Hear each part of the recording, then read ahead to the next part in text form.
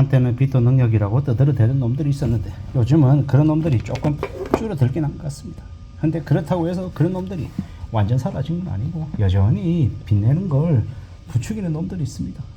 빚내는 걸 부추기는 놈들은 금융권에서 대출 담당하고 있는 그 관련 업자이거나 아니면 중간에 브로커 아니면 부동산 경매 혹은 부동산 매물을 팔려고 하는 업자들과 연관되어 있는 사람들이겠죠. 빚내 가지고 잘 되는 경우는 거의 없습니다. 뭐 정말 예외적으로 사업하던 사람이 정말 급전이 필요해서 돈을 빌려서 쓰고 단기간에 쓰고 또 갚아주고 해서 또 어려운 상황을 모면하는 경우는 있습니다만은 대체로 빚내 가지고 잘 먹고 잘 사는 경우는 거의 없다고 봐야죠. 빚내서 살면서 여유 부리고 호탕하게 폼 잡고 이러면은 인생이 더 무너지기 쉽지 잘 될 가능성이 없습니다. 보통의 사람들은 평범한 삶의 범주 안에서 그냥 지내는 게 제일 좋습니다. 물론 내가 열심히 살고 아둥바둥거리고 애썼는데 가족 중에 누군가가 사고뭉치가 있어가지고 돌아서면 빚이 5천 쌓이고 돌아보면 또 1억 쌓이고 정말 말도 안 되는 일이 벌어지는 경우가 있긴 합니다. 가족 중에 뭐 자식이든 부모든 사업병에 걸리면 참 답이 없죠. 도박병에 걸린 것만큼이나 사업병에 걸리면 참 쉽지 않다는 겁니다. 근데 저 같은 경우는요, 새로운 뭔가 사업을 벌려가지고 뭔가 많이 개척해내보겠다 이런 생각보다 남의 밑에 들어가서 그냥 성실하게 우직하게 일해서 내 노동력으로 돈 버는 걸 제일 선호합니다.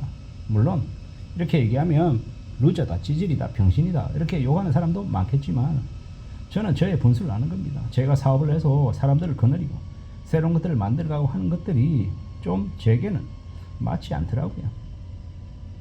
물론 저도 과거에 해봤죠. 장사를 한 2번 했습니다. 개박살이 났죠. 지금보다 훨씬 더 호시절에 했죠.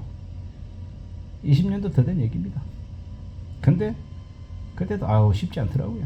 남들은 승승장구하고 깔아만 주면 그냥 날아다니는데 저는 다 깔아져 있고 되게 좋은 조건이었는데도 저는 안 되더라고요. 그리고 걱정만 많은 거예요. 1년 365일 머릿속이 계속 그 일이 맴돌면서 생각만 많고 걱정만 많이 하고 스트레스만 많이 받는 스타일이지 제가 뭔가를 잘할 수 있는 그런 분위기가 안 되더라고요. 그때도 제가 가지고 있는 돈 다 까먹고 빚져가지고 그 빚 갚느라고 허덕이느라고 되게 좀 우울한 때가 있었습니다. 하다못해 월세방도 구하지 못해서 찜질방에서 전전긍긍했던 시절이 있거든요. 물론 그때는 지금보다 훨씬 더 젊어서 뭐라도 할 수 있는 그런 포부나 의욕, 깡다고 이런 건 있었죠. 근데 지나 보니까 안 해도 되는 그 허송 세월들을 보냈던 게 아까웠죠. 그때 건강이 약화되고 돈을 날려먹고 이래저래 위축이 되고 하는 그런 모습들이 있었던 것 같습니다. 앞으로 살아가면서 좀 더 염려하고 좀 더 걱정하고 좀 더 대비하며 살아가야겠죠. 많은 고민들도 있는 것 같고요. 어떻게든 좀 잘 만들어 가야 되는데 그게 참 수월하진 않더라는 겁니다. 어떻게 살아갈지 어떻게 지내는 게 맞을지 조금 더 공리해 봐야죠. 우리가 살아가는 현실이 우리의 일상들이 다들 빡빡합니다. 다들 힘들죠. 누구나 다 각자 자기 자리에서 최선의 노력을 하고 있다는 걸 인정해 줘야 되는데 내가 아무리 노력해도 다른 누군가가 나를 인정하지 않는 경우도 많고 폄하하는 경우도 많고 조롱하는 경우도 천지입니다. 어떤 이들은 왜 이런 뻔하고 말도 안 되는 소리를 영상에다 찌끄리냐고 주변 사람들한테 왜 그렇게 말도 안 되는 개소리를 해대냐고 욕을 많이 해댑니다. 자막 안 단다고 쌍욕하는 놈도 있고요. 비아냥거리는 놈도 있고 별놈들이 다 있죠. 근데 저는 이제 그런 상황들을 이 유튜브에서 많이 경험하면서 드는 생각이 세상에 좋은 사람도 많지만 또라이도 많구나. 그리고 울분이 차서 이렇게 힘없는 영상에도 이렇게 막말을 쏟아내는 참 그들이 안타깝고 불쌍하다라는 생각이 들기도 하고요. 어떻게 하겠습니까? 그들의 인생이 그들의 살아오는 삶이 뒤틀려 있는 것을 뭐라고 할 수는 없는 것 같고요.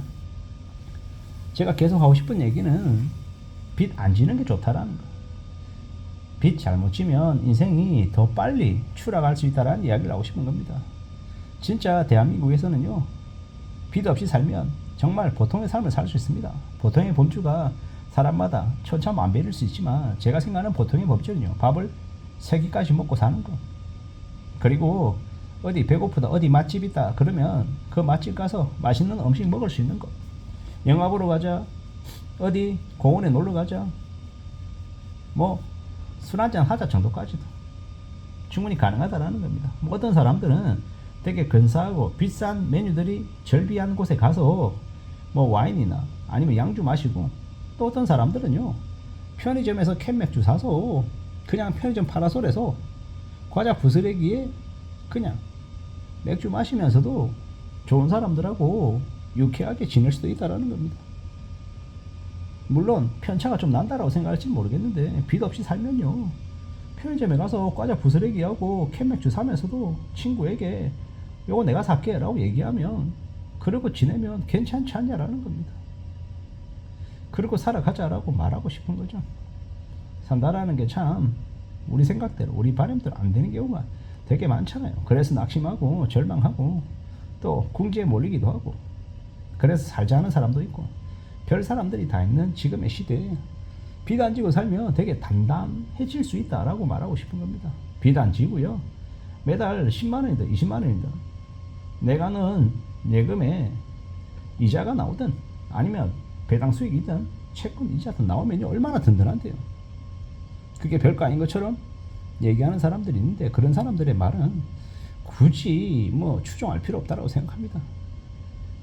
7% 채권 이자 나오는데 한 2천만 원 넣잖아요. 그러면 이자 제하고 그 채권 이자에 대한 이자를 제하고 나면 한 6% 넘거든요. 그러면 1, 6, 12이면 120만 원이잖아요. 월로 치면 10만 원입니다. 월 10만 원씩 생기는 거예요.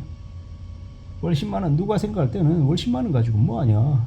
친구들끼리 만나서 술 한잔 할 돈도 안 된다. 이렇게 얘기할 수도 있지만 또 어떤 사람들에게 10만 원은요. 되게 큰 돈입니다. 아, 내가 직장 다니면서 10일 동안 주말 빼고 평일 2주 동안 내가 밥 먹을 수 있는 밥값이다 라고 생각하면요. 그게 적습니까? 또 생활 수준이 되게 아래로 이렇게 책정이 되어 있는 사람에게는요. 그 10만 원이 어떤 이에게는 한 달 식비일 수도 있다라는 겁니다.